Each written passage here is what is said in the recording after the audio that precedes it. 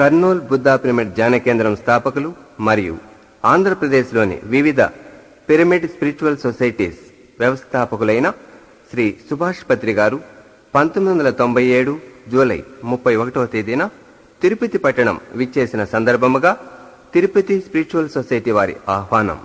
ఈరోజు ప్రత్యేకంగా గౌతమ బుద్ధుని ఆర్య సత్యాల గురించి, అష్టాంగ మార్గం గురించి, బుద్ధత్వ స్థితి గురించి విశేషంగా వివరించవలసినదిగా వారిని ప్రార్థిస్తున్నాం. శ్రీ సుభాష్ పత్రి గారు. తప్పకుండా కేశవరాజు గారు, ఈరోజు గౌతమ బుద్ధుడి 4 ఆర్య సత్యాల గురించి, మరి వారు ప్రబోధించిన అష్టాంగ మార్గం గురించి ముఖ్యంగా చెప్పుకుందాం.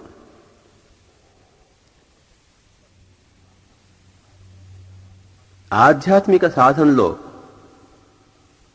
ఎవరికి ఏమైనా తెలుసుకోవాలంటే దానికి బుద్ధుడే శరణ్యం. ఎలాగైతే మనం ఇందాక చెప్పుకున్నట్లు మహాత్మా గాంధీ మన భారత స్వాతంత్రానికి 2 ఉన్నాయో, అలాగే ఎన్లైటన్మెంట్ అంటారు ఇంగ్లీష్లో, అంటే బుద్ధి వికాసం. ఈ బుద్ధి వికాసానికి గౌతమ బుద్ధుడి పేరుకి ముడిపడింది. అందుకే అతనికి బుద్ధుడు అని పేరు వచ్చింది. అంటే అపరిమితమైన బుద్ధి వికాసం కలిగిన వాడు, ద గ్రేట్ ఎన్లైటెండ్ వన్, సర్వం తెలుసుకున్నవాడు, బుద్ధిని విపరీతంగా ప్రకాశించుకున్నవాడు కనుక అతడు బుద్ధుడు అని అతని పేరు వచ్చింది. ఆ గౌతముడు, ఆ శాక్యముని, ఆ శుద్ధోదన పుత్రుడు అఖండమైన రాజయోగ సాధన ద్వారా బుద్ధత్వ ప్రాప్తి పొంది తాను ఒక బుద్ధుడు అయ్యాడు.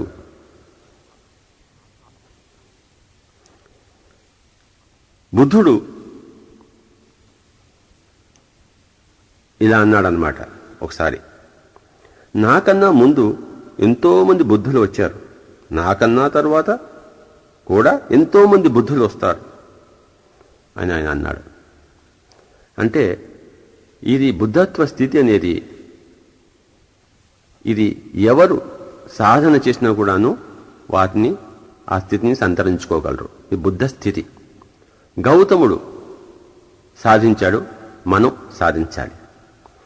పిరమిడ్ స్పిరిచువల్ సొసైటీస్ వారి యొక్క ధ్యేయం ఏంటంటే బుద్ధత్వ స్థితిని ప్రాప్తించుకోవడము. ఏ విధంగా అయితే బుద్ధుడు ప్రాప్తించుకున్నాడో అదే విధంగా మనము ప్రాప్తించుకోవాలి.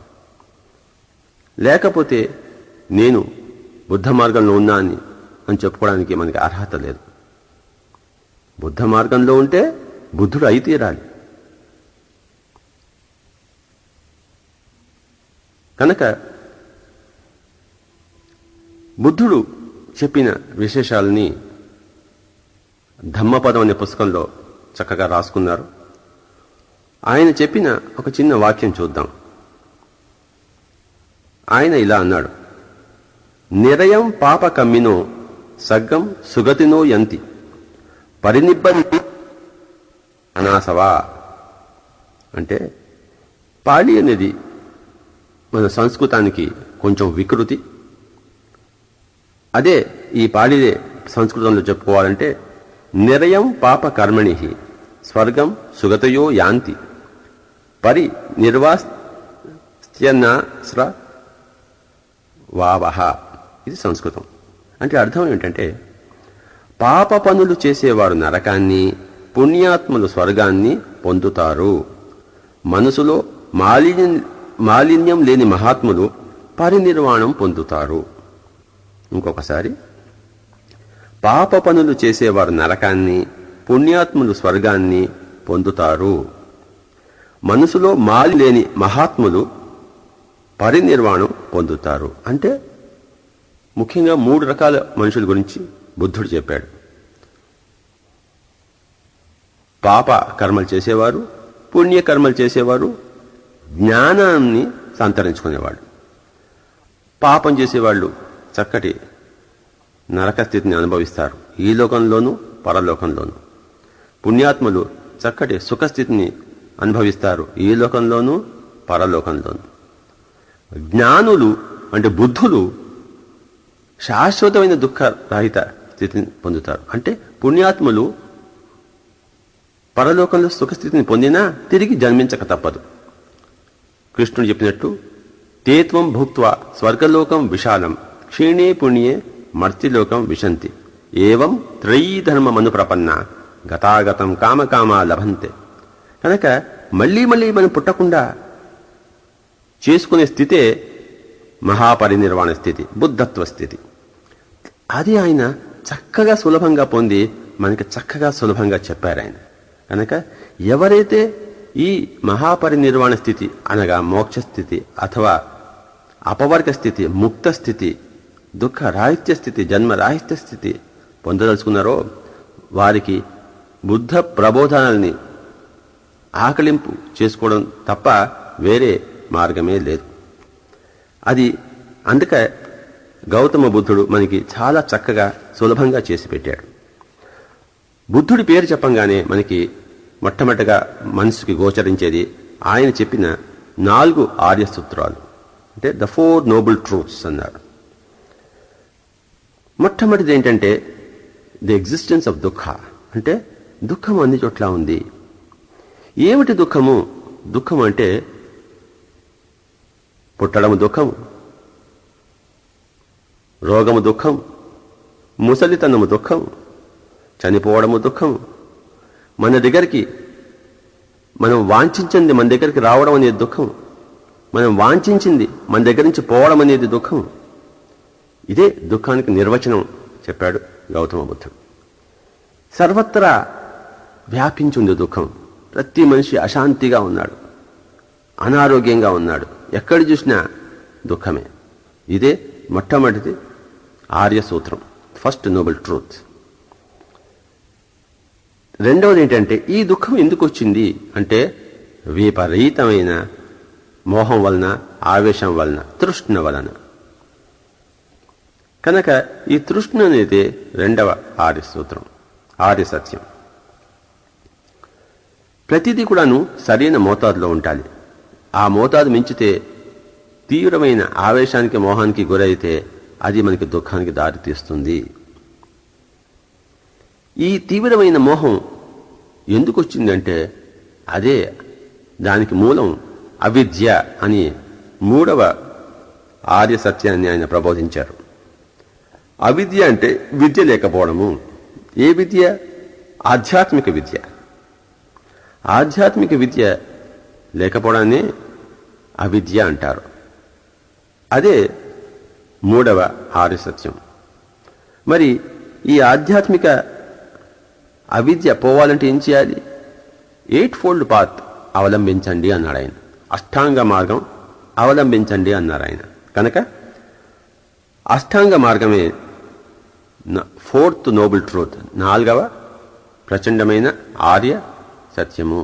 కనుక దుఃఖం అనేది మొట్టమొదటిది, తృష్ణ అనేది రెండవది, అవిద్య అనేది 3వది, అష్టాంగ మార్గం అనేది 4వది. ఈ 4 ఆర్య సత్యాలు అని ఆయన ప్రబోధించారు. అప్పటికీ ఇప్పటికీ ఎప్పటికీ ఇవే ఆర్య సత్యాలు. కనుక అష్టాంగ మార్గం ద్వారా మనం దుఃఖాన్ని అధిరోహిస్తాం, జయిస్తాం. ఇకపోతే ఈ అష్టాంగ మార్గం గురించి మనం డీటెయిల్డ్గా వివరంగా చెప్పుకోవాలి. అష్టాంగ మార్గం అంటే 8 అంగాలున్న మార్గము.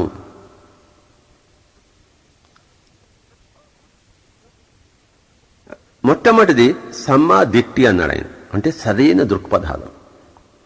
రెండవది సమ్మా సంకల్పం, అంటే సరైన సంకల్పాలు. మూడవది సమ్మా వాచ, అంటే సరైన వాక్కు. 4వది సమ్మా కమ్మంతో, అంటే సరైన కర్మ. 5 సమ్మా జీవో, అంటే సరైన జీవనోపాయం. 6 సమ్మా వాయామం, అంటే సరి అయిన శ్రద్ధ. 7 సమ్మా సతి, అంటే సరి అయిన ఏకాగ్రత. 8 సమ్మా సమాధి అంటే సరి అయిన ధ్యానము. ఈ 8 అష్టాంగ మార్గం.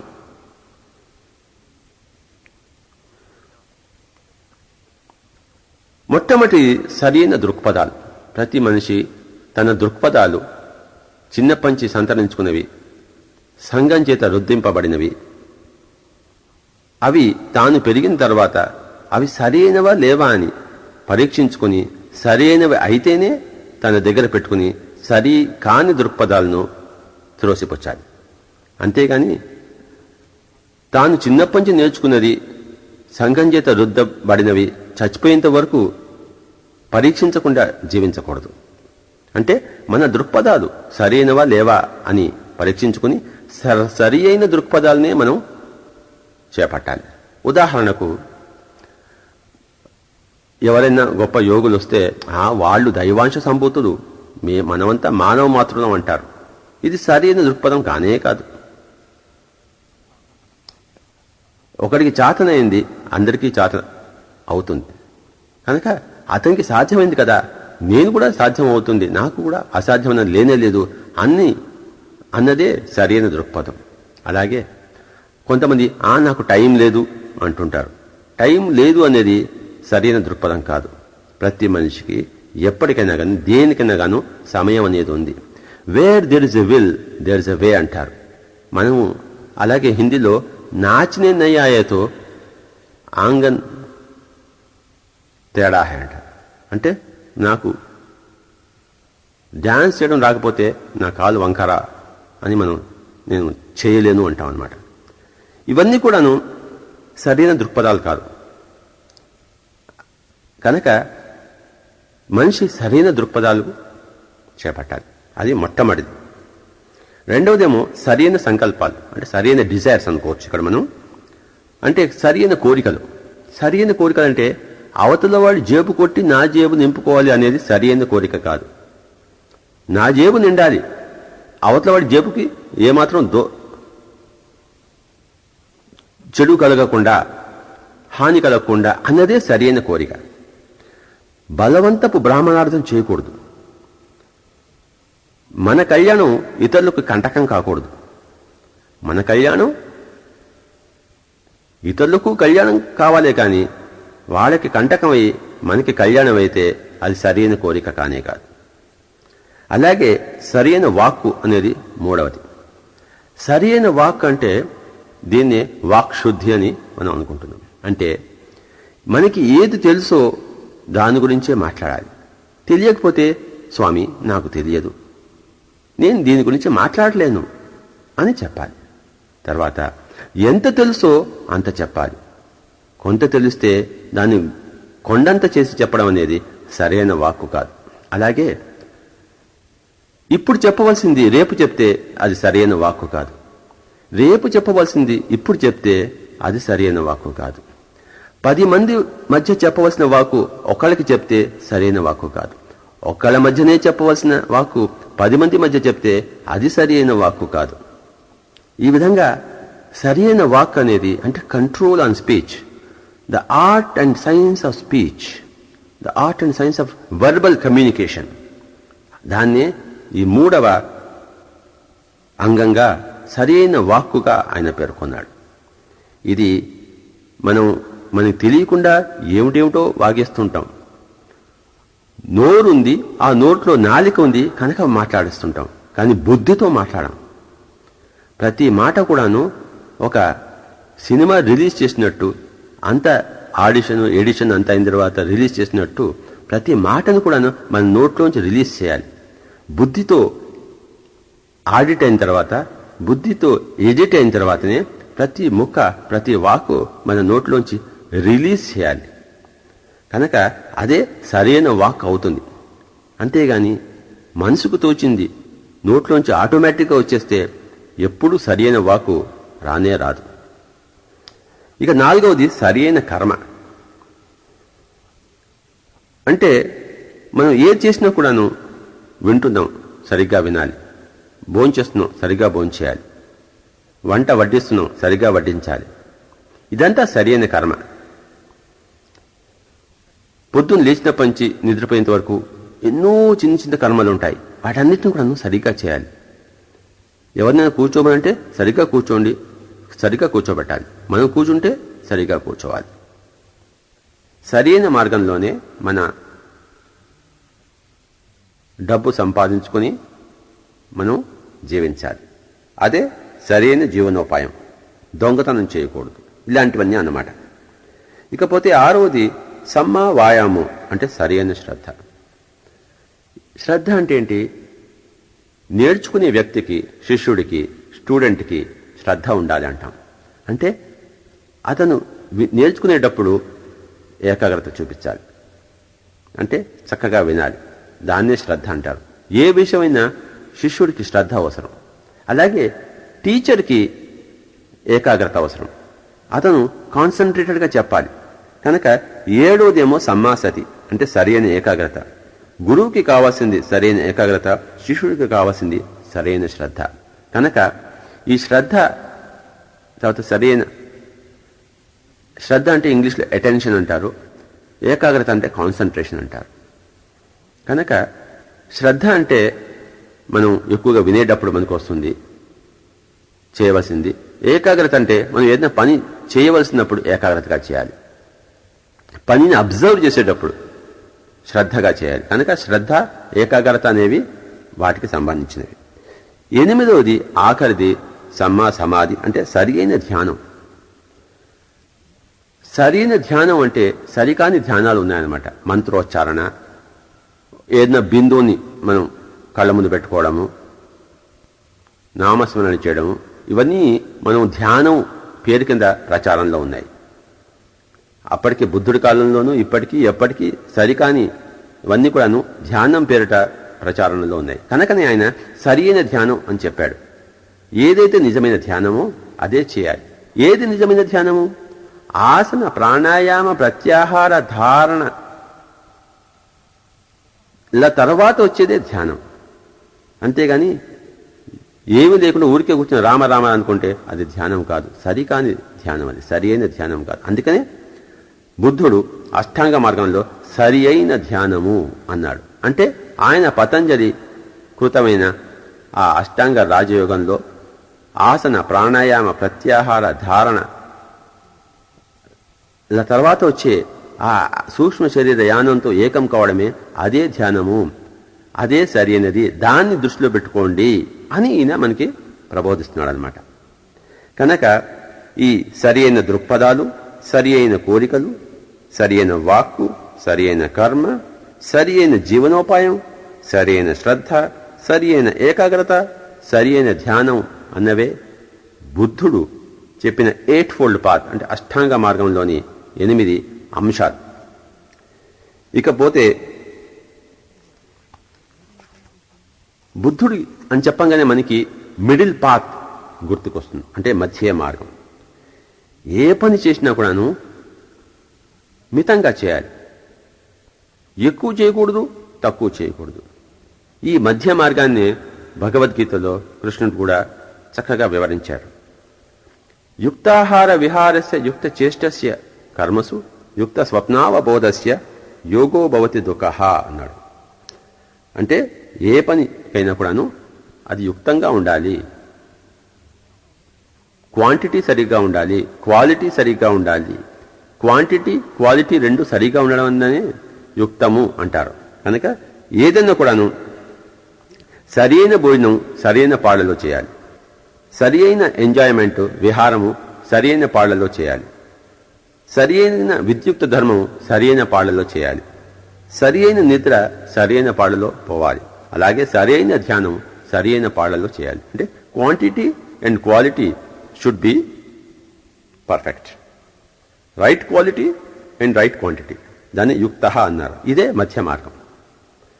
ప్రాపంచికంగా 50% జీవించాలి, ఆధ్యాత్మికంగా 50% జీవించాలి.